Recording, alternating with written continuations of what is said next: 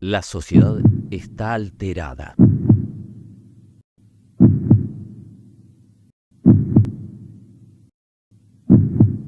¿Es culpa de los medios? ¿Esto es causa de esto otro?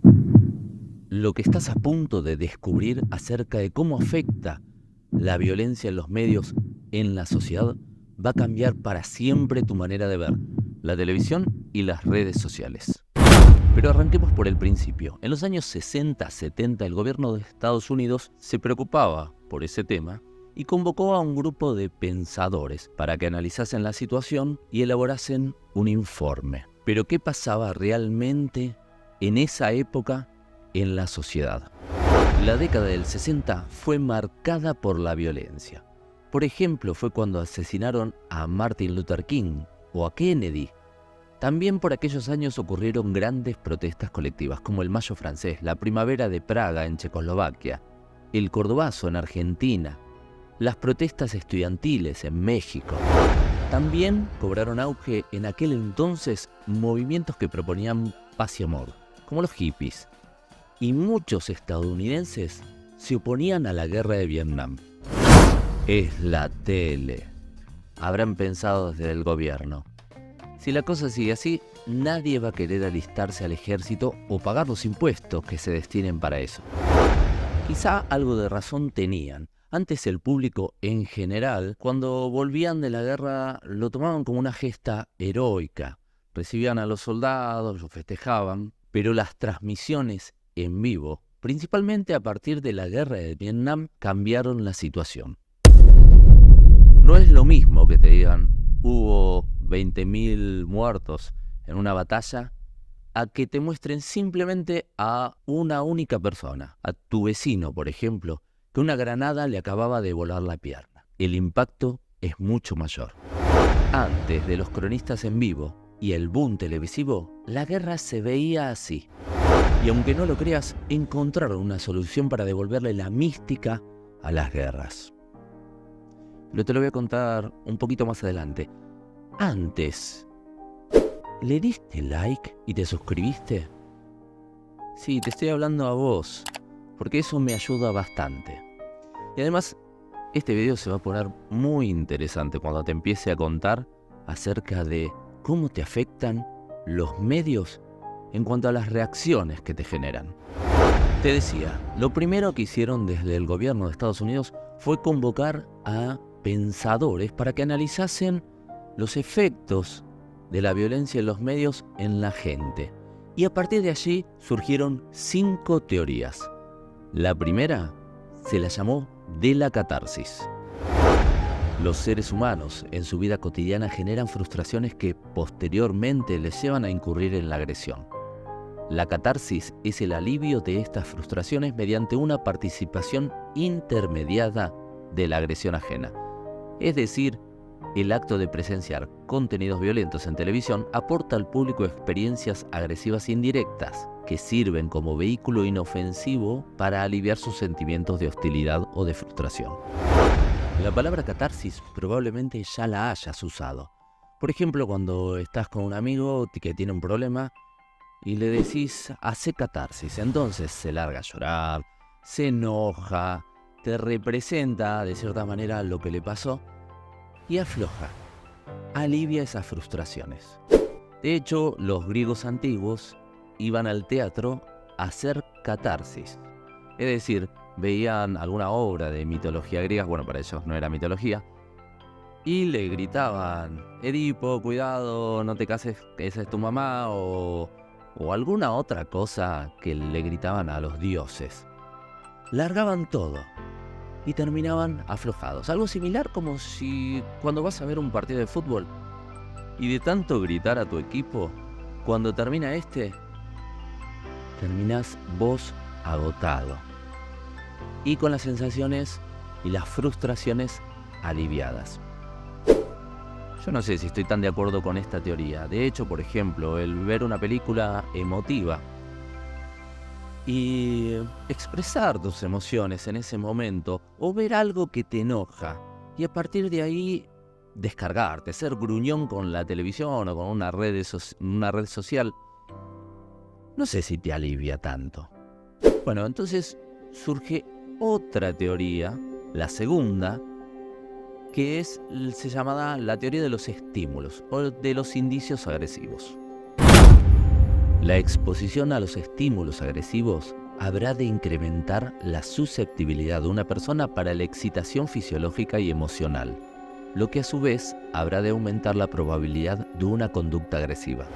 A veces ver la tele, una película o las redes sociales te cambian la adrenalina. Cuando era chiquito había salido Karate Kid, es decir, lo que vos conocés como Cobra Kai, las películas. Y en el barrio todos estábamos entusiasmados. Apenas terminábamos de verla, queríamos empezar a tirar patadas por todos lados. No de pelea, pero intentábamos incluso romper maderitas. Imagínate, nos quedaba la mano destrozada porque no teníamos ninguna técnica. Simplemente veíamos y queríamos copiar. Dicen que cuando salió Superman, muchos chiquitos en Estados Unidos comenzaron a tirarse del placar de cualquier lado. Y esto generó gran preocupación. Es decir, los medios pueden estimularte a hacer algo, a actuar. Y si ese actuar es violento, bueno, en eso se basa esta teoría que acabamos de ver. La siguiente es la teoría del aprendizaje por observación. Las personas pueden aprender una conducta violenta al observar la agresión que surge en descripciones hechas por los medios de comunicación. ¿Y cuánto se aprende mirando tele, mirando películas, series o incluso en las redes sociales? Cuando era chico también, una de las series que más me gustaba era MacGyver. Y en un momento había hecho un truquito que yo lo implementé tiempo después. Debería tener unos 7 años más o menos, iba caminando por la calle. Volvía a mi casa, obviamente en esa época no tenía llave. Y busqué un folleto, de esos de publicidades, de comercios. Lo agarré, corté una ramita de un árbol, puse ese folleto por abajo de la puerta, empujé con la ramita, cayó la llave, saqué el folleto con la llave arriba, abrí la puerta. Cuando entré a mi casa, mis padres me miraron sorprendidos. ¿Cómo entraste? Les expliqué todo el truco con un orgullo enorme. Obviamente a partir de ahí cambiaron las cerraduras, cambiaron el sistema, ya no funciona así, porque lo podía hacer cualquier ladrón. Lo mismo que había hecho un chiquito de unos 6, 7 años. Pero siempre se aprende, para bien y para mal. Probablemente vos hayas aprendido un montón de cosas buenas y también por las películas o las series habrás aprendido acerca de drogas, de actos de violencia, maneras de matar. Todo eso se puede ver reflejado en la violencia que ocurre en las calles, en las manifestaciones. Aprendieron, por ejemplo, por películas a hacer bombas Molotov. Entonces, eso es en lo que se basa esta teoría. La siguiente, la cuarta, se llama teoría del refuerzo. Antes de escuchar esto, pensá que en el final te voy a contar cuál fue la solución que encontró el gobierno. Decíamos, teoría del refuerzo. Las imágenes de violencia en televisión refuerzan las pautas establecidas de conducta violenta que los espectadores traigan consigo ante los medios. Cuando apenas me había recibido, me invitaron a un programa de radio a charlar sobre un hecho que había ocurrido acá en Argentina, que había muerto una persona en las canchas. Y el tema era que el fútbol era violento. Mi opinión, recuerdo sin saber estas teorías, era que no toda la gente es violenta por ver fútbol o se violenta a partir de eso. De hecho, mis mejores amigos son hinchas de River, yo soy de Boca. Nos gastamos, pero nunca hay violencia. Antes debía haber una semilla de una actitud violenta para que al ver un partido de fútbol, luego salgas enfurecido. Este debate también se dio, por ejemplo, con un caso de un grupo que asesinó a un chico y todos eran jugadores de rugby. Y también se tocó el tema de el rugby es violento. Lo mismo con otras noticias que hablaban de los juegos electrónicos. Creo que el GTA generaba actitudes violentas. Yo coincido bastante con esto. Por más que veas algo, si vos antes no tenías esa semilla de la violencia, esa actitud no te genera nada. Ahora, si ya la tenías, si eras una persona violenta, puede ser que te refuerce eso. Vamos con la siguiente teoría y la última, que es muy interesante. Se llama teoría del cultivo. El mundo simbólico de los medios modela y mantiene, es decir, cultiva las concepciones de los públicos sobre el mundo real. En otras palabras, sus construcciones sobre la realidad. ¿Y qué es lo que se cultiva, según esta teoría? El estereotipo social del ser violento. En las novelas de los años 70, 80, recuerdo que hay muchas escenas en las cuales una pareja se empieza como a pegar, a agredir, y luego terminan en besos apasionados. Si del otro lado de la pantalla, en la familia, se viera eso como el amor verdadero, podría traer implicancias porque se está cultivando el estereotipo social de un amor agresivo. Lo mismo pasaría si se ven como referentes sociales, por ejemplo, aquellos personajes de película en los cuales era un tipo rudo, por ejemplo, que entraba en un bar y golpeaba a todos y que era el malo. Si eso se toma como referente, esta teoría dice que en la sociedad se empieza a considerar como algo positivo este tipo de actitudes. Entonces se generan actos violentos. Finalmente, con estas 5 teorías, el gobierno estadounidense tenía lo que necesitaba: abrir el debate para luego limitar el accionar de los medios. Y te contaba cuál era la solución que encontraron. Justamente, que no se transmitieran más imágenes desgarradoras de la guerra.